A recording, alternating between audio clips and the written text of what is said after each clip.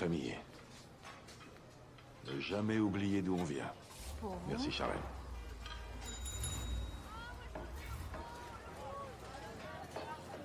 On est ce qu'on est sur cette terre. De deux choses l'une. Soit on est quelqu'un, soit on est personne. Bougez pas, je reviens.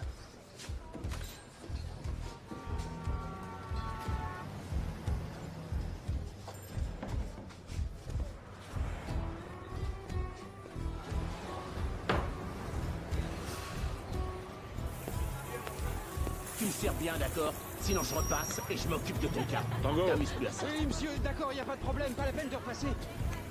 Bonjour, Franck, qu'est-ce que je te sers? Et mon argent. Red, t'as remis le paquet, alors maintenant il va falloir que tu me payes. Tiens, le bocal, 20%.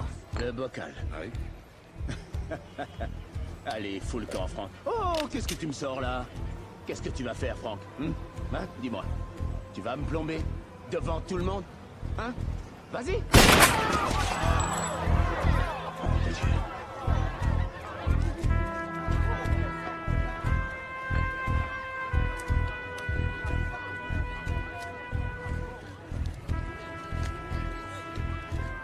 Voilà. 20%.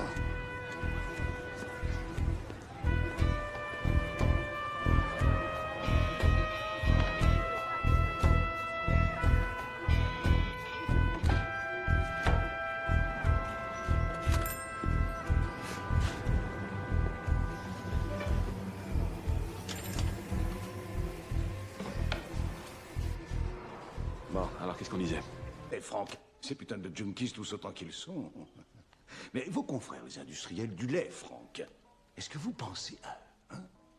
Vous y pensez à eux? Les industriels du lait? Oui. Je pense à eux, Dominique. J'y pense au moins autant qu'ils ont jamais pensé à moi. Je vous dis les choses comme je les pense. Si vous preniez une partie de votre stock, Franck, et que vous la vendiez au prix de gros. Asseyez-vous. Nous pourrions travailler, nous pourrions faire un peu de distribution. Je suis assez content de mon sort, Dominique. Je contrôle Harlem de la 110e à la 155e rue. Tout va bien. Oui, mais c'est du petit commerce de proximité à côté de ce que je vous propose. Moi, je vous parle de grande distribution. Je vous parle de Los Angeles, Chicago, Détroit, Las Vegas, l'échelle nationale. Et moi, je serai le garant de votre tranquillité. Vous en aurez besoin. Grand besoin.